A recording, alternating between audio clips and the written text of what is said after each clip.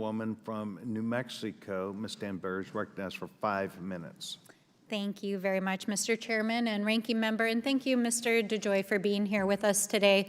I want to start out by thanking all of our USPS staff. I see some of your staff sitting behind you, but of course, all of our postal workers and letter carriers, not only in my district, but across the country, who day in, day out, deliver the mail across all of our communities and are really the backbone of our communities. I represent New Mexico's 1st Congressional District, which includes the Albuquerque metro area and over half dozen rural communities, and issues around rural postal service are really crucial for the communities that I represent.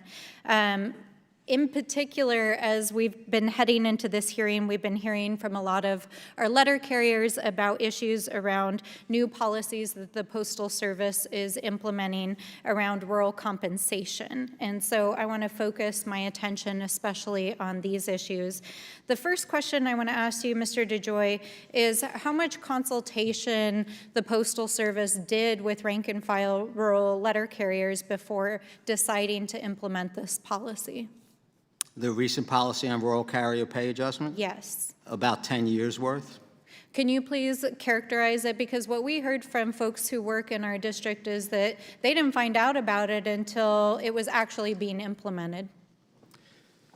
So this was a decision that was made in 2012 through arbitration between the union and the Postal Service. And we worked for 7, 8, I think by 2019, we had the structure of it decided, how it was going to be rolled out.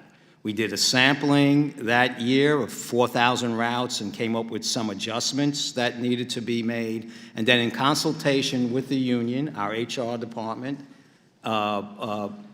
we began to roll the process out to, across the nation. So I don't know that every single detail as to how this got communicated, but it wasn't, I can't imagine it wasn't effectively communicated to everybody. Now, the result of it is, is unfortunate, the result of it, because a lot of it has resulted in the aggregation of mail decline over 10 years impacting the rural carrier, at one shot. Mr. DeJoy, I think among the many concerns, in addition to, in fact, what you just highlighted about not knowing how it was communicated down to the rank and file, is the impact that it's going to have on rural carrier pay. Are you aware that 66% of our carriers are actually going to lose pay in their paychecks because of this adjustment? Yes, I am. And what I said was, I'm aware of my HR department and the union representatives working to deliver the message across the ranks of the organization. I'm not aware of the specific detail of what they were said. And yes, certainly, Mr. DeJoy, I apologize for interrupting, but because there's short time, I think that something of this significance that's going to affect 66% of our rural carriers and rural coverage of our mail service, certainly the tone gets set at the top and how that gets communicated. It affects the livelihoods of our carriers, it affects our communities, it affects local economies. So my question is, in addition to improving communications with the staff of the Postal Service, what plans has USPS put into place to ensure that this doesn't affect recruitment and retention of carriers, as well as actual service delivery in our rural areas? So we have worked with our union leadership, and we are continuing with our recruiting aspects, which have been, significantly enhanced. I don't believe that, not to minimize anything, I don't believe the cut is 60% on it, and I believe that all the participants were told and known that this has been coming.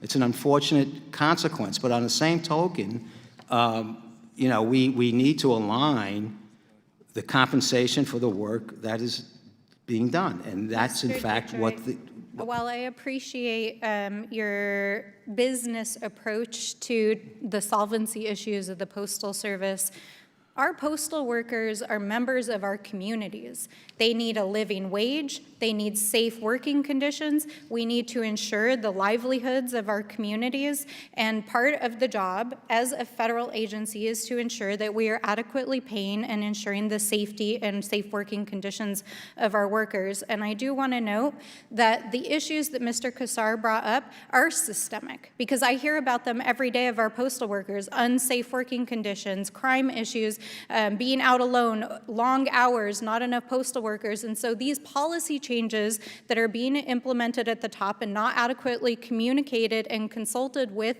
the rank and file letter carriers are a problem in our communities. And so, Mr. DeJoy, I appreciate your service, but it's crucial that we make sure that our postal workers on the ground have a voice, that they're communicated with clearly, and that we're supporting our postal workers. And with that, I yield back. So I